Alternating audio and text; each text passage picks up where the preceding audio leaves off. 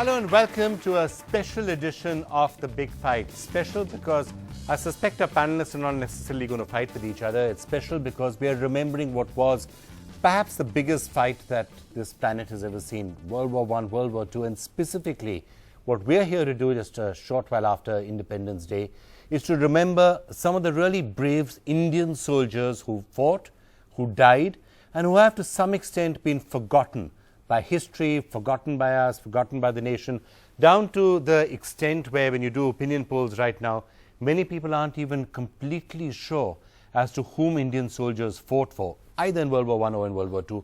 Which side did they fight for? And is there something which we should do now that it's been 100 years since World War I, a lot of commemorations are taking place? Is there something that we should do now to remember the really brave Indian soldiers who did give their lives fighting on a distant battlefield? And we've got together a range of people today who have done some pioneering work with some lot of thoughts on this particular subject. I'm going to start by welcoming Professor Shagata Bose, who's a historian, grandnephew of Netaji actually, so it's great to have you with us. General V.P. Malik, former Chief of Army Staff, and what the Army can perhaps do to remember them. Tushar Gandhi, who's a former president of the Mahatma Gandhi Foundation, Gandhiji's great grandson, of course. And not many people know that Bapuji actually did recruit for the British Army at one point, and I'm going to be asking you about that story. Somebody known so much for non-violence actually did get people to come out and join the British Army at some point. So we'll be talking about that just a short while. Saradendra Mukherjee, it's great to have you with us as well, author, retired historian from the University of Delhi. Vijay Singh, it's a pleasure to have you with us. You of course been making a lot of films, and especially on Indian soldiers who stayed back in France after World War I, so we'll hear that and other stories from you. Sir Mark Tully needs very little further introduction. It's always an honor to have you with us. Gardner Harris, South Asia correspondent in the New York Times, has just written a fascinating piece about how the Battle of Kohima is one of the largest battles in the Second World War, again forgotten to a large extent in this country, and what we can do to change it. And it's also great to have joining us from England, from London. We have Dr. Santanu Das joining us, who's a reader in the Department of English at King's College in London. He's doing a series on the BBC on World War I. And Vedika Kant also joining us, the author of Their Name Liveth Forevermore, on India and World War I. And I'm going to be coming to the audience also. We have some very special guests in the audience, each of them with personal family tales to tell. Colonel Ahluwalia is here with us, Colonel Dhillon is here as well, and Colonel Raj Singh will be just coming to all of you in just a short while and hearing your stories. Before I start, maybe I can just ask the audience, how many of you knew that 1 million Indian soldiers fought in the World War? How many of you knew that? Okay, I'm glad. This audience is better informed perhaps than a lot of compatriots elsewhere. Have we forgotten these stories? Have we forgotten what happened? And is it time, and if we have forgotten, why have we forgotten? Is it because this was not India's war? We haven't wholly forgotten these stories. Certainly students of history know about them. But that's a very small minority of people. Indians, of course, fought in what was an imperial fire brigade. And the reason why we have something of an amnesia about the role of Indian soldiers who fought for the empire was that we played a role in putting out anti-colonial fires across the world. We not only put down Indians inside our own country in colonial times, but we fought in the Caribbean, across Africa, in China, in Southeast Asia, and so forth. You seem to be saying these were colonial battles that Indian soldiers were fighting. You seem to be almost saying, therefore, they were not battles that are really worth us remembering now. And World War I, World War II might have been different, though, to some extent. Well, if you think about World War I, you mentioned Gandhi. Yes, of course, he recruited for the British Indian Army in the early part of the First World War. But he changed his mind by 1919, and he described the Indian soldiers who had fought for Britain as hired assassins. And he said that, we ought not to be allowing Indian soldiers to fight for the British cause. He mentioned the Indian role in Egypt, in Mesopotamia, in Jallianwala Bagh. We think about Reginald Dyer and condemn him for the massacre in Amritsar. but it was Indian soldiers who had their fingers on their trigger. So it was the most morally corrosive aspect of our colonial subjecthood. You know, the abjection of colonial rule. Do you agree with that? That we almost shouldn't remember what happened because those were not battles that we should remember. There was something morally corrosive. We should remember and reflect. We should not celebrate. I don't agree at all. Let me first give you the figures. I think it would be worthwhile for the audience to know that in World War I, 1 million Indians, military men, fought during World War I. There were over 74,000 casualties, people killed, and there were 14 Victoria Crosses, which is the highest award for bravery, which is equivalent to our Paramveer Chakra today. In World War II, we had 2.5 million Indian soldiers who fought. I am not yet counting the INA people, because a large number of them were fought from both sides. So, out of 2.5 million, we had 36,000 Indians killed, and this time there were 30 Victoria Cross winner, recognized for their bravery, for what they did. Now, having said that, I don't believe that we should forget the participation, the contribution that they made and the sacrifices that they made. A soldier, he doesn't decide the wars. The wars are decided by the politicians. The soldier goes by the oath that he has been given, and he follows that oath, and till today we are doing that. Malik, I'm not saying that I completely agree with everything that Gandhiji said. There are differences, but just saying that the soldier fought bravery. Now that's an argument that's being used in Japan right now when people say honoring people in the Yapasuni shrine. They say that the soldiers were just basically following orders. They're German soldiers who've taken that same example. So just saying that the soldiers following orders is not necessarily the right way to look at it always. It also depends on what happened. I'm not obviously equating the battles that the Indian soldiers fought with what the main point I am making is that the wars are not decided. Whether to go to war or not, they are not decided by soldiers. Soldiers just follow the orders which are given to them, and that has been coming all the way. So they should be commemorated irrespective of what the battle was. Yes, they should be commemorated, and there are many other arguments that I can give. I'll just come to the other. Tushar, Gandhiji did first start off by saying that yes, soldiers should go and fight for the British Empire. Changed his mind later. At the end of the day, what do you think? What do you feel about it? What do you think he would have felt about whether we should be commemorating this? I mean, these soldiers did give their lives. They fought on distant battlegrounds. He definitely would have commemorated the bravery because he cherished the bravery of human beings. He said that for being non-violent, satyagrahis takes much more bravery than fighting with a gun. So he would definitely have not undermined the aspect of the bravery and personal sacrifices of the soldiers. As I said, the general said, for a soldier, war is a fait accompli. They don't have any opinion about that. Orders come and they have to fight it. Okay. Your take is slightly different. You feel that the soldiers are fighting on behalf of the British, then they don't deserve really to be honored in the same way as anybody who would fight against the British at that time. It's not like this. This is not as simple as this. I'll admire their bravery. I won't say look down upon the Victoria Crosses, the DFCs they got. So that's one aspect. But basically, they are fighting an imperialist war. So look, I'll give an example of when General Jayantranath Chaudhary died. London Times did it obituary. It began like this: that here was a Sandhurst-trained man from Calcutta who fought for the British, but he was a great patriot also. So it's like this, Fair enough. I just want to get Vedika Kant in here, who's written a book on this entire issue. Around the world, people are really remembering this. Some people are actually feeling it should be remembered a bit more than it is being.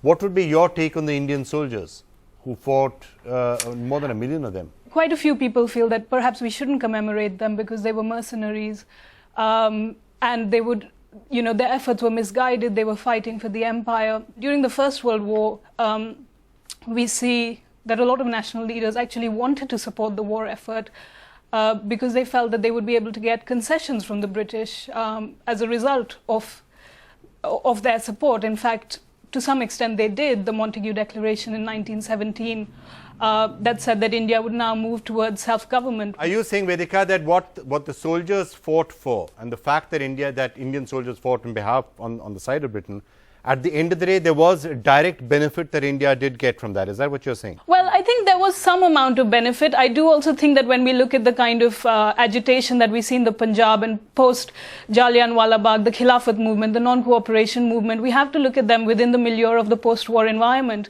because they were all a result of what was happening as a result of the war, as a result of India's involvement in the war, and we can't divorce those developments from the fact. Dr. Das, let me just get you in on that note. Yes, first about numbers, it's 1.5 million people, not just 1.5 million that were recruited during the war.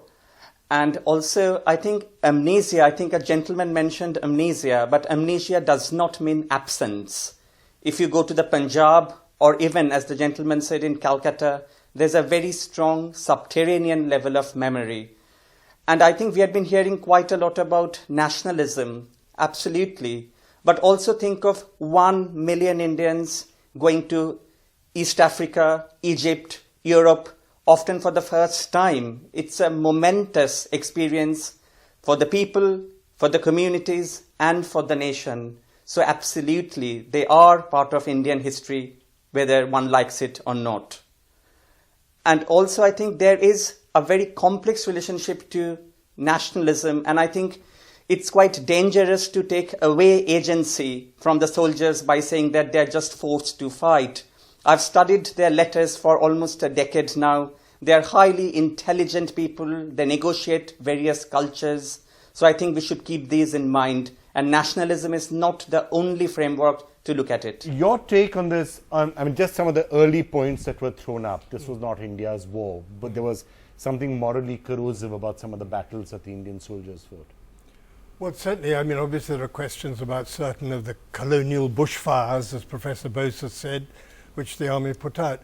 But I don't think there's any question about the First World War or the Second World War. They weren't simply imperial wars. And if you look at the Second World War, for instance, supposing that the Japanese had overrun India, well, what sort of position would you have been in then? But I think I'd just like to make two other very quick points. First of all, I'd like to say that because of the sacrifice of these people, because of the discipline they learnt, you now have the Indian Army as it stands, which is a wonderful institution. And many of the people, as General Malik knows, who are in the Indian Army now, they come from families who fought in those wars. And if you say to them, oh, well, we shouldn't remember you, you were mercenaries or something like that, well, it's going to have a shocking effect on the morale of the army and be quite the wrong thing to do, in my view. The second thing is that we must look at it in the light of the times of those days. At the time of the First World War, there were many people who were very loyal to the imperial crown. And perhaps many of the soldiers did feel loyalty to it. After all, when King George V came here, Tagore wrote a song, and I believe sang that song, to welcome him coming here. So for all these reasons, I think it's essential that India does remember these soldiers. And I would add just one very quick point. I know for a fact that the United Services Institute here and their historian there, Rana China, are making tremendous efforts to get a proper memorial of the First World War in this country. Right. You've having studied what many of the soldiers were going through in France, his point about the loyalty that they were feeling, it was to at the end of the day, they were fighting for the monarch. At that time, the monarch was a British monarch, but they were fighting. So see, let's get this whole thing in a perspective. First of all, about Gandhiji. In 1914, he starts recruiting the ambulances. When he says 1919, the British betrayal by then is obvious, and that's why he can take a very direct position on it. In 1918, 6 months before the war, he was recruiting in a major way. And not only that, but Gandhiji makes a very Mahabharata sort of a statement at that point. He says, you've got to know ahimsa, you've got to know hinsa before you understand the meaning of ahimsa. That you've got to go through it. And he appreciated, as Tushar was saying a bit before, that he appreciated qualities of fearlessness and intrepidity to go out. I mean, like a soldier, he said they are soldiers of Satyagraha. Number one. Let me just come back to the Indian You mentioned Gandhiji. I'm just going to get General Malik in on it, because I think he has a slightly different take to what both you said, Tushar, and what you're saying. You feel that it was almost wrong for Gandhiji to recruit people at that time? No, I don't. All I am trying to say is that the wars are decided not by the soldiers, whom we should commemorate. I am saying that Gandhiji himself took the side of the soldiers, and as he said very rightly, that he appreciated their bravery. And let me also tell you, in 1918, he was involved in Gujarat Satyagraha. Yes. He suspended that, and he started recruiting combatants. For the first time, he started recruiting combatants for World War I. Okay. And don't forget that Gandhiji also said that, look, I do not wish to have India as independent country on the ashes of the destroyed Britain. Am I right? This is a quote from Gandhiji. You have a different point of view then. Well, let's talk about the First World War. Indian soldiers fought not just in France, but also in Mesopotamia. And I have also read through practically all of the censored letters of Indian soldiers who fought in the 1914 to 18 war. But I'd like to just point out what the British made of the Indian soldiers' sacrifice when things went wrong. There was a terrible siege at Kut al-Amara, which we now know about because of the wars in Iraq. And General Townshend, who surrendered there, had this to say: Indian troops are utterly unfitted for modern conditions of war under periods of great stress. In stress or siege, they lose spirit quickly. The British soldier is simply splendid. The more trouble increases, the more cheery he gets. And he concludes by saying, you know, that... Well, maybe one example. It's there were lots of Victorians. I think these isolated... You can read the same things from Confederate soldiers or from Union soldiers talking about black soldiers. We now in the United States celebrate them enormously. You know, when do you get to celebrate the Indian soldier? Not during the British time. Can you celebrate them during the Mughal time?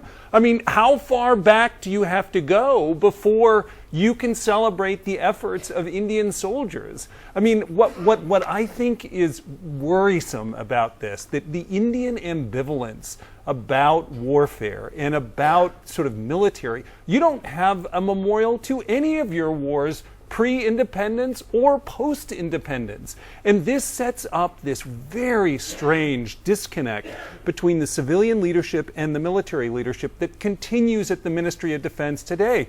Just recently, we learned that the UPA government thought that there was a coup happening a couple of years ago when there was some troop movements around Delhi. That was extraordinary. That episode, we could be spending hours. But I'm just saying that this continues, this ambivalence about military. Why not just celebrate? We celebrate the Southerners. I just want to make one point. There is another side to the story which Professor Bose has told. Slim himself said that he would prefer his Indian troops to the British troops in the Burma campaign. And you can see the way that British officers used to come back and back and back to their regiments. Would they come back and back to soldiers who they thought were inferior or anything like that? Two quick points I want to make. I'll make two quick points. About Tully's point about the Japanese intentions.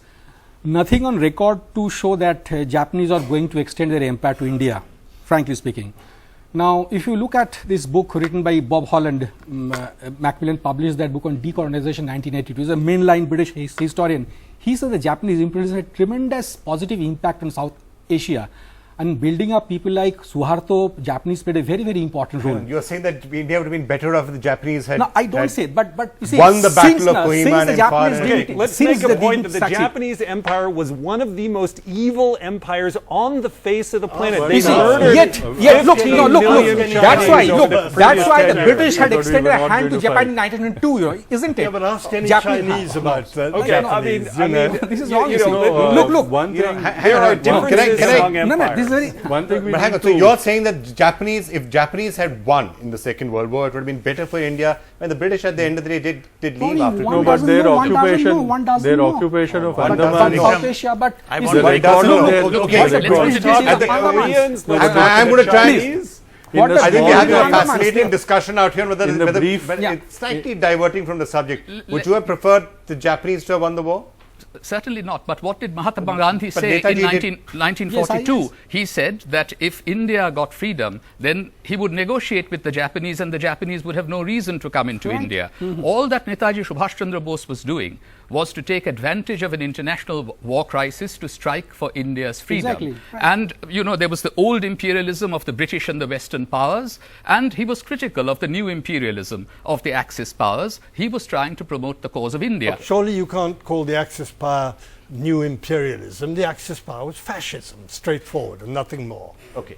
So can I just dive back from the Second World War back to the First World War again?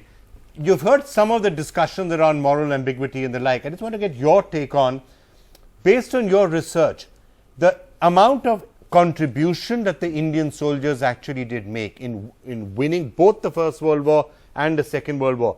To what extent, how significant was it? Should they be a major part of the celebration, the commemorations around the globe actually, not just here in India? They were significant in terms of the contribution. In the First World War, Indian soldiers reached the Western Front as early as October 1914, and if they hadn't reached in time, there might have been, you know, the British would probably have been struggling. I think just talking about the moral ambiguity and the discussion that I just heard, I think there was moral ambiguity for a lot of the soldiers who were fighting in the First World War as well. And you see, you know, over time, when they go out to the war, they're actually very excited. They're excited to fight. They're excited to see a new part of the world that they probably haven't seen before.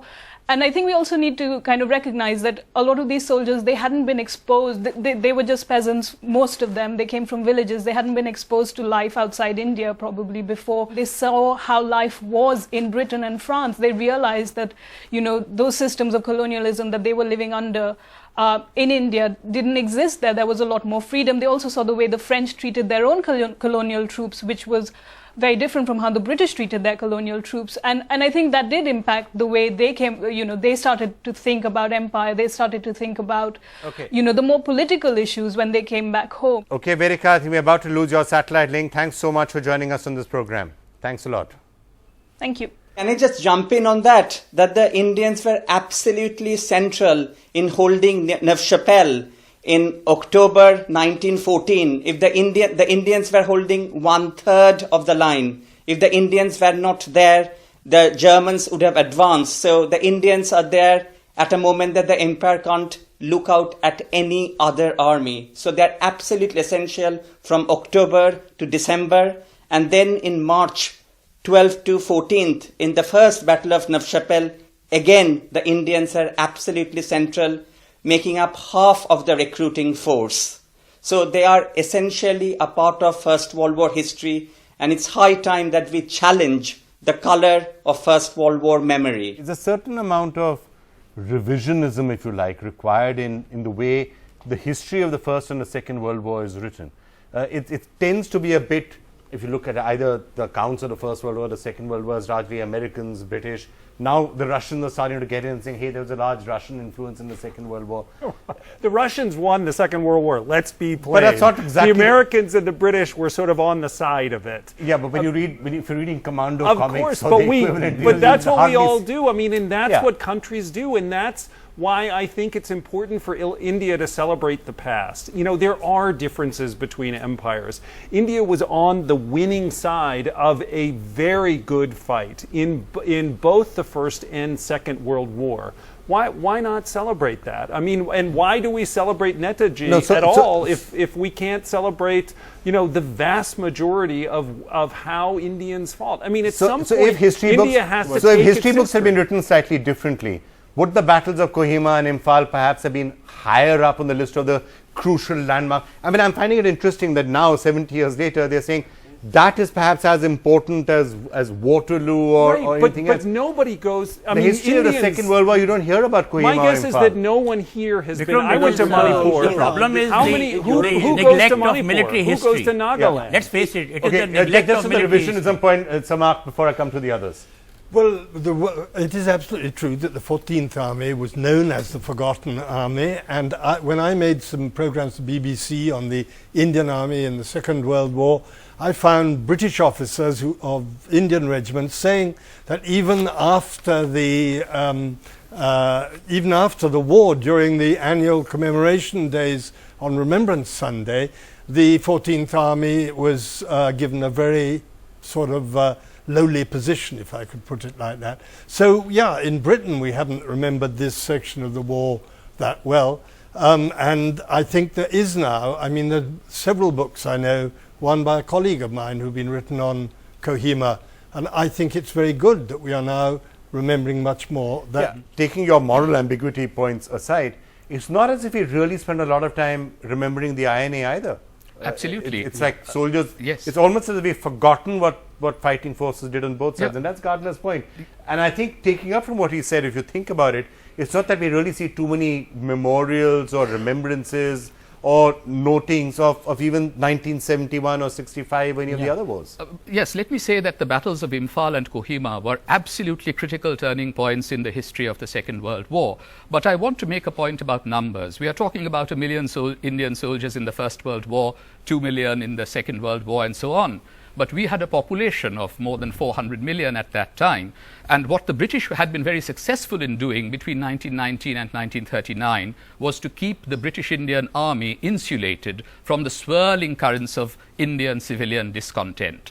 And which side were the Indian people on?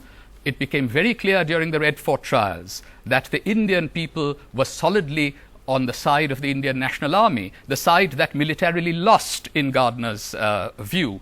And so we have to remember that. And Shahnawaz Khan, who was one of the Red Fort Three to be tried, said that I only knew about soldiering and sport until Netaji Subhash Chandra Bose let me see India for the first time through the eyes of an Indian. And I had to choose, do I fight for the king or for the country? And I chose to fight for my country. And I even had brothers fighting on the other side in Kohima, as he put it. So we have to understand the complexities of the loyalties during the Second World War. But let me just take that point forward. By that time, Shahnawaz Khan, soldier, but then he had become a politician. When he is talking that political language, I am talking of soldiers, the military. And there is no doubt that we are forgetting the military history in our country. In fact, we just don't remember. Other point that Mark made, there is a continuity, both in legacy, the traditions, the inspirational work, the organization, all this is coming from those days of World War I, World War II, and it continues even today. Let me tell you, there are most of the old Indian regiments, they still have those battle honors of First World War, Second World War.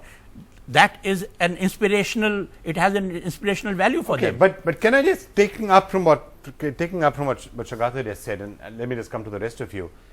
There is one difference, Gardner, in what you were saying about why India, when you are remembering what Indian soldiers, Indian Army has done in the past, which is the fact that there are those who would argue that the Indian Army under British command was really the factor that also ensured that India remained under British rule for such a long time. Those were Indian soldiers at the end of the day. The first war of independence in 1857, India may well have been independent at that time itself if it wasn't for Indian soldiers fighting under British command, which then came in and defeated Nana Sahib and the rest. So that is, of course, one of the questions that has to be kept in mind when we're looking at history.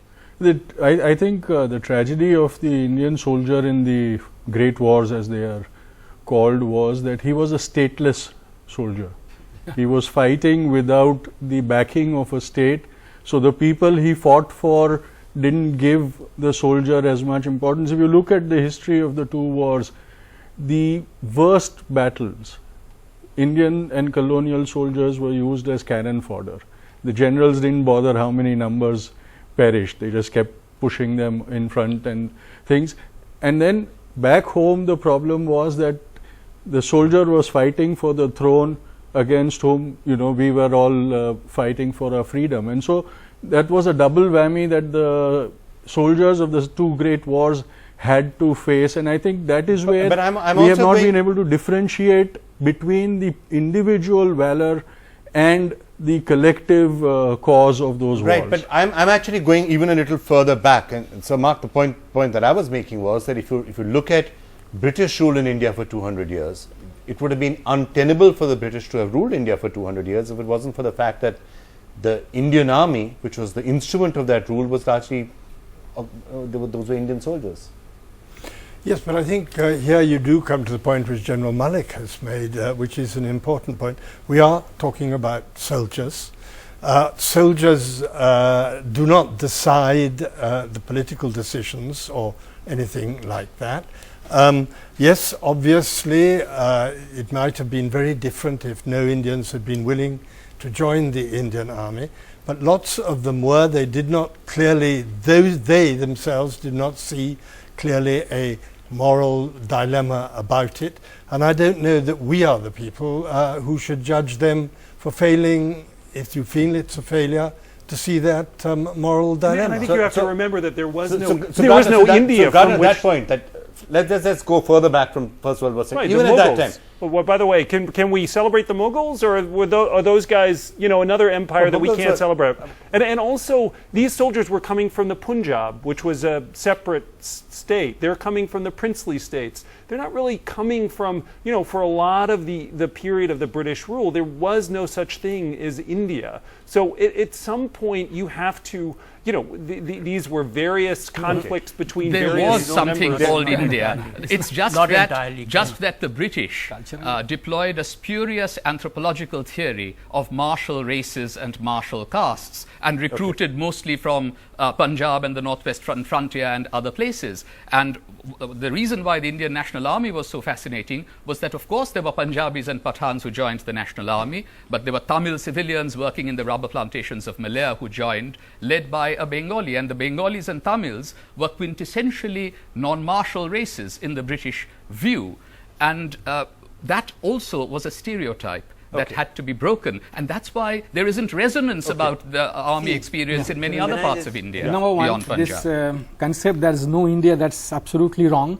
The sense of India, sense of Bharat is very ancient. It's more ancient than any other country in the world. Number one. Secondly, INA, these Indian soldiers, the Indian King's commissioned men, Second World War onwards, they had no choice. It's a job for them. Many of our forefathers of the British as such. So I don't say that mercenaries as such. So, but INA should get its due, and we must also give credit to the British, because at the end of the empire, the British left us the standing army, an apolitical army. They gave us beautiful cantonment stations.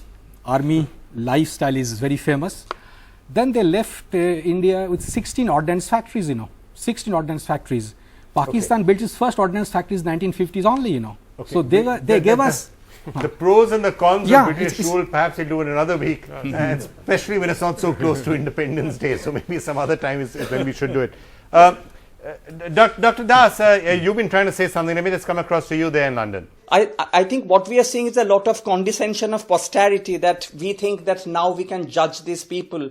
I think it's very important, as I think Professor Sugata Bose said, to address the complexity. For example, in my own family, there were these two brothers. One went to war. The other was called Bande Mataram and was beaten to death in a jail. It's in the same family. So I think we are looking at a very complex emotional situation, and nationalism and this imperial war service, they are not completely different ways. There are very strong links between the two, and it's a tribute to the complex and contradictory history of India.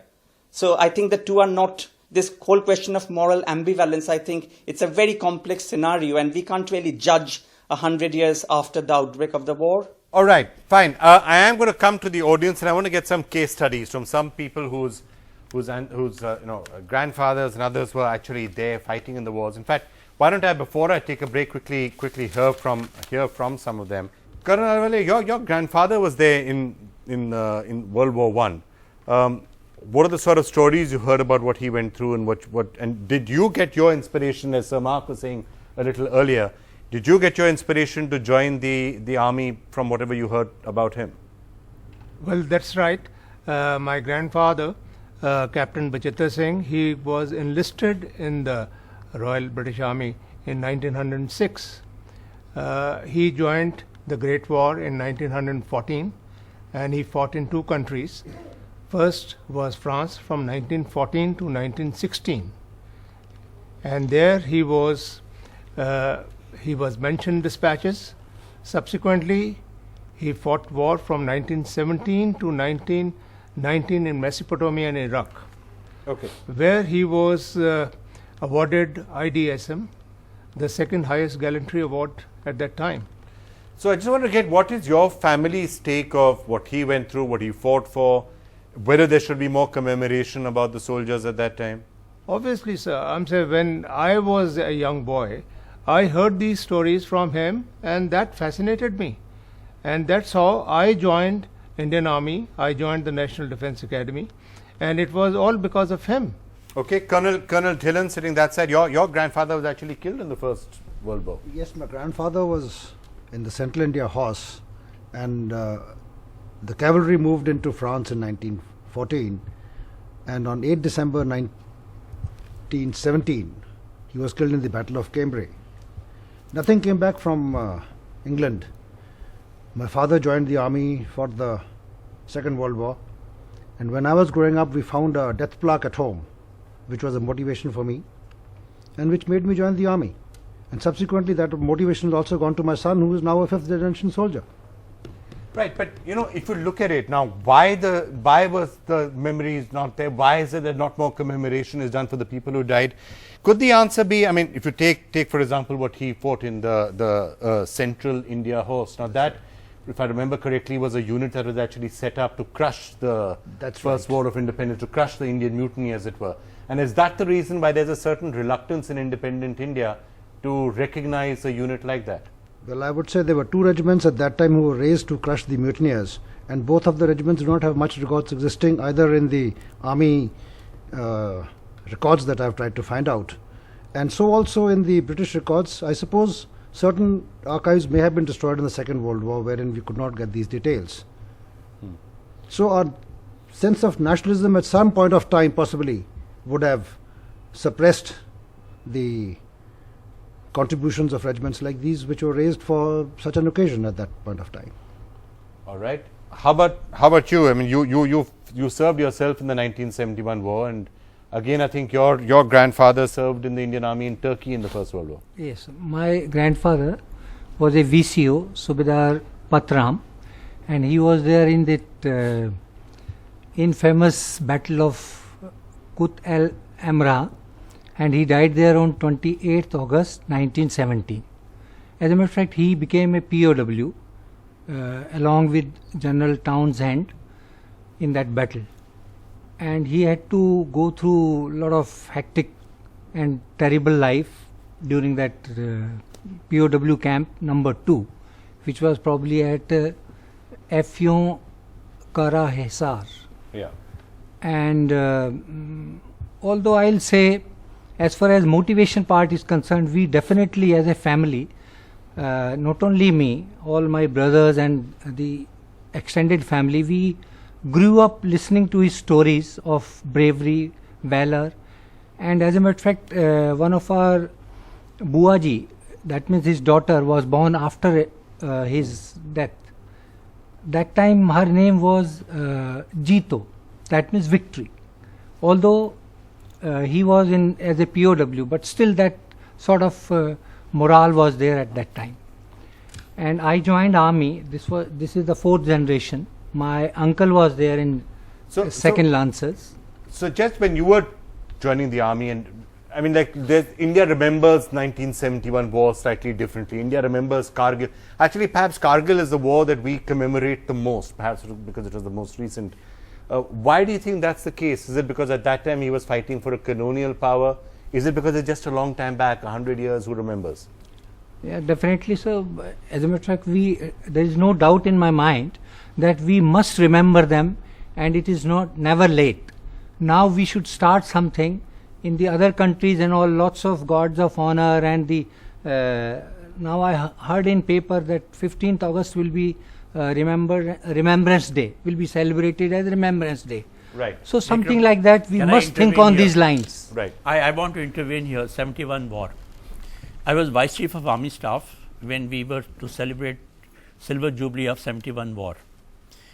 All arrangements were made. The president was supposed to go and lay the wreath, and everybody was to participate. We wanted it all over India.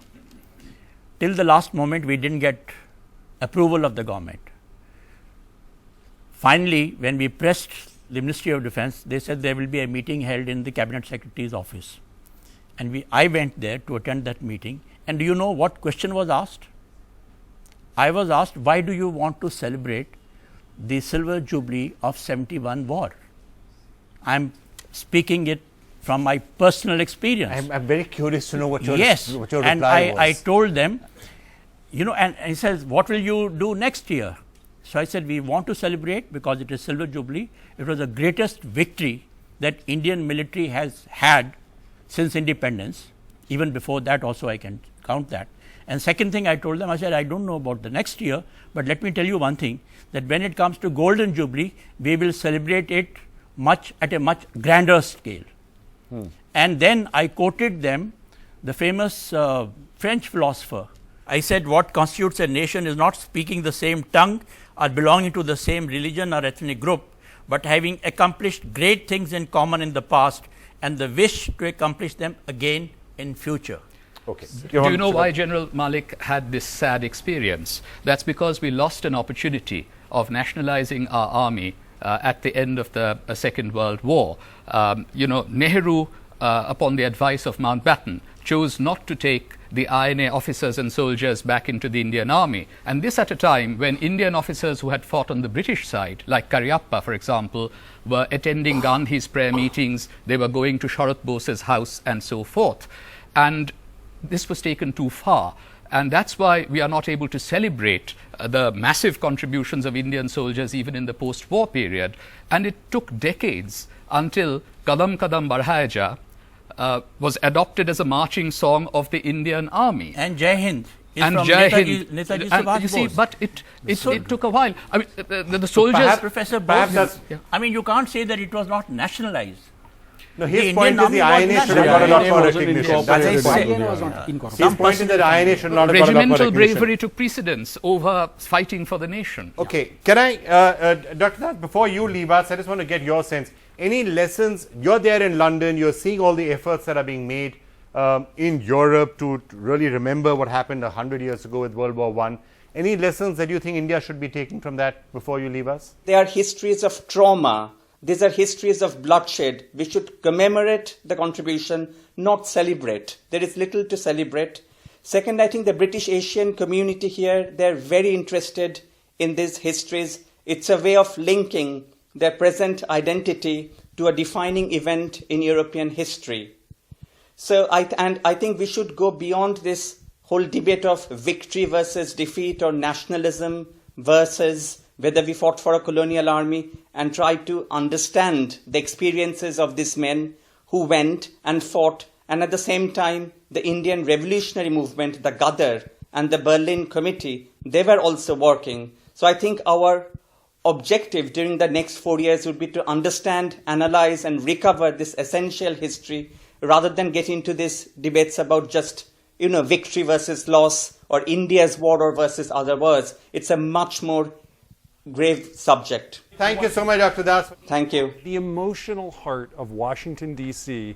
is the Vietnam Veterans Memorial. That is a war that we are deeply ambivalent about. Arguably, the United States was on the wrong side on. And nonetheless, the memory of that war, the memory of the sacrifice, the memory of the difficulty that it tore apart the United States is now the emotional heart of Washington, D.C. These kind of commemorations and memories become unifying events even when they are ambivalent experiences. So even if it's a war that arguably the US lost, which the US lost is certainly and was morally probably on the ambivalent wrong about, side about it still helps, it still unites. It is the emotional heart of Washington, D.C. That's a really interesting point. I'm going to take a very quick break, get some more views from the audience and come back to all of you for final thoughts just a couple of seconds from now.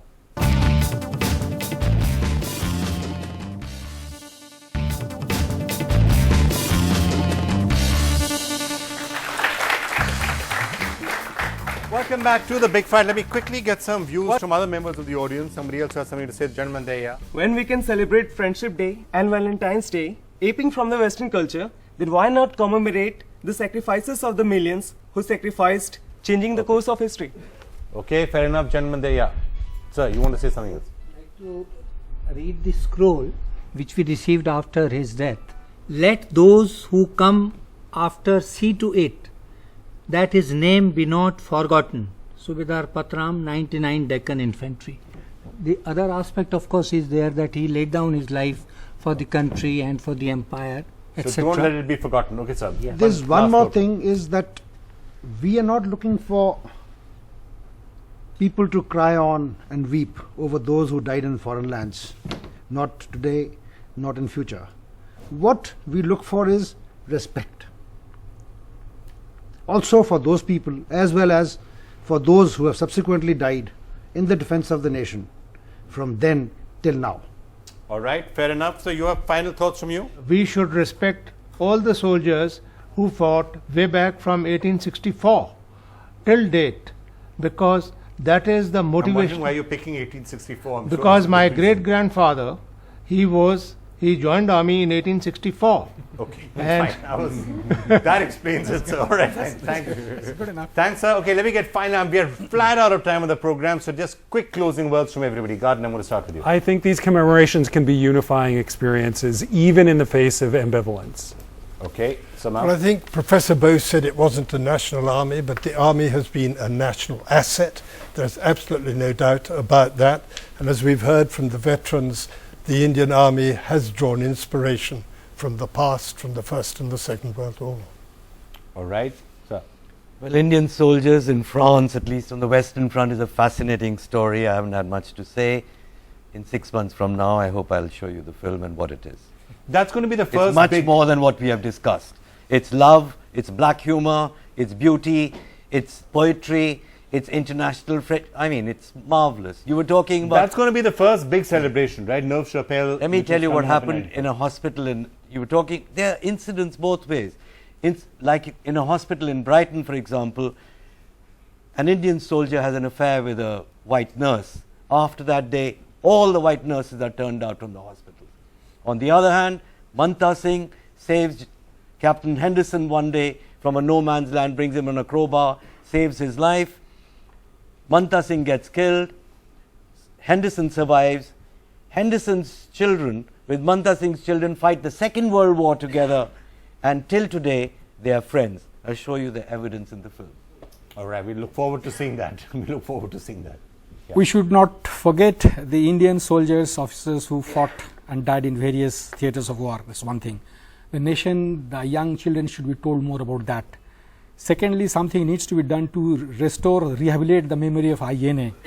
And thirdly, we must do something more for the armed forces now who are fighting for us. Does INA still need rehabilitation, or is it quite a few? Now the memory that the service, the services, maybe more contribution rendered by INA. That should be more recognition as much as more than rehabilitation. No memorial to them at Imphal. Yeah. There is no memorial for them at Imphal. Delhi, yes. That's too bad. There's not too many. I mean, I know the new government's talking about some memorials. I'd like to say two things here. One is, it's very important for us not to forget the history of wars, because if we forget the history of wars, we will also ignore the horrors of war, and then that will be a tragedy. The other thing that I want to narrate briefly, a personal thing about monuments, is last month I was in South Africa at Spionkhof at the war memorial to the Boer, to the siege of Ladysmith. And on that memorial, while it was commemorating all the dead British soldiers, I saw the photograph of my great-grandfather as Sergeant Major Gandhi in the ambulance corps. He and his band of Indian volunteers carrying war wounded on the soldier. When I saw that, it sort of made me connect to that war which had nothing to do with us. It was in South Africa between the Boers and the British, but that one photograph on that one monument made me connect with the history of that, and I think that is what is very important, because if we lose our connect with that, we remember the battles of Mahabharata, we don't remember the battles of the All right. I think those are excellent points. history. Excellent points, and that connection needs to be my made. point is on commemoration of these.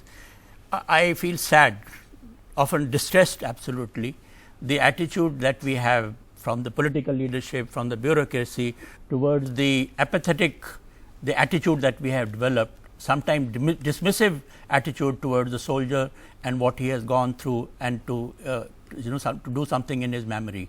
And I think this is not a good thing, and we need to correct this attitude. The political leadership needs to take notice of this. For the sake of this nation, it needs to remember all the soldiers who have died for the nation. All right, fair enough. Final thoughts on the show with you, sir. I'm all in favor of respecting individual bravery and the war dead on all sides.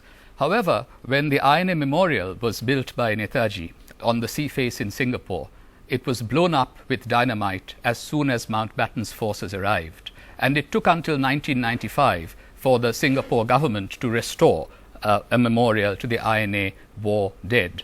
And there was the motto of the INA was inscribed on that memorial, Etmad Ittefaq Kurbani, faith, unity, sacrifice. And those who sacrificed their all against the odds for the sake of Indian freedom need to be remembered even more than those who fought for Britain and the British Empire. All right, well, we could keep this debate going, I guess, for a while longer, but I'm afraid we are completely out of time. You've been watching The Big Fight. We'll be back again next week with another episode.